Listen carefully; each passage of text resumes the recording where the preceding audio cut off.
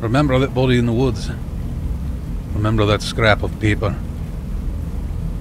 Well, some people were able to figure out what that meant.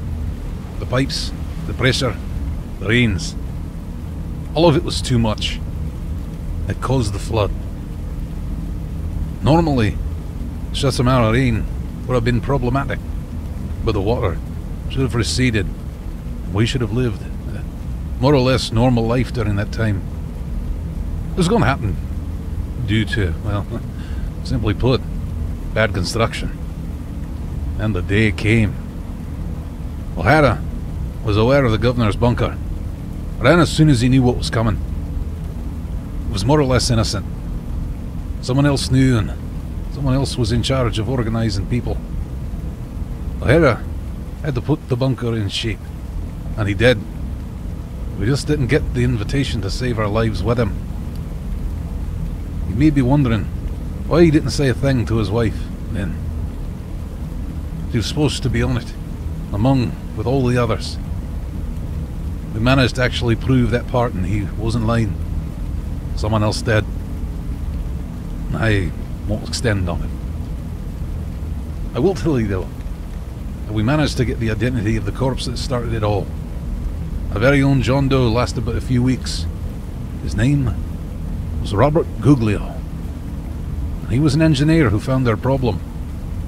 He communicated our issue to his company and got fired in return. Lovely world. So, we believe he came to town to speak with the mayor, to warn us.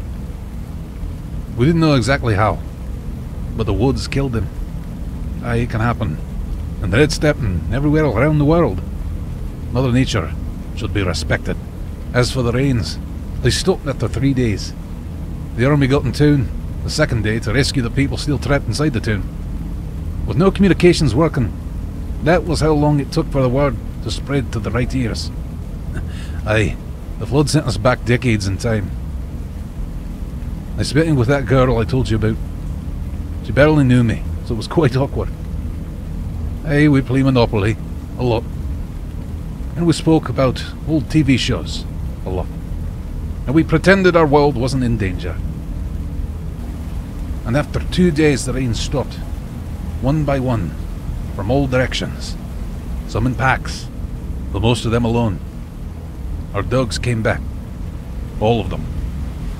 A damn miracle. Thank you, God. As for Ed Step and its people, I guess there's no more good news. The town suffered damages in the millions. Both public and private properties were damaged enough to stop 80% of everything, meaning that we became a non-productive town. A little Venezuela, as some called it. It would take years for us to recover, even with the general government assistance. And the people. We all lost somebody. Many wounded, many dead. Roger Sycamore lost one leg, crushed by a car, pulled by the water as he tried to escape.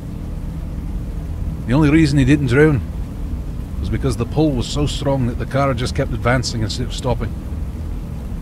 Someone helped him to reach the hills, but with no way to treat the wounds, he got infected and had to be amputated. Sarah Verde lost both of her eyes. She says she never knew what hit her in the face, but is thankful for at least managing to escape the town in time. Most people agree her blindness is for the better. Aye, if she could see her face now. Noah Jones rescued 3 kids from an apartment. The waters took the 3 of them before he could reach the hills. And he will have to live with that memory for the rest of his life.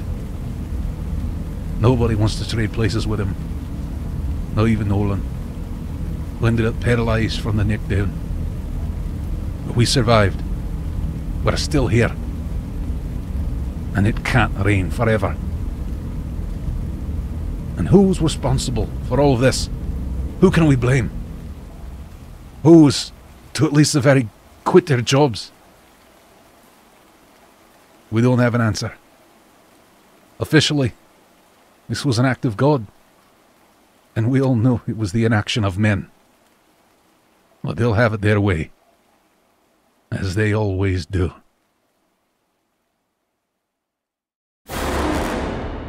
For another story, tune in next Tuesday.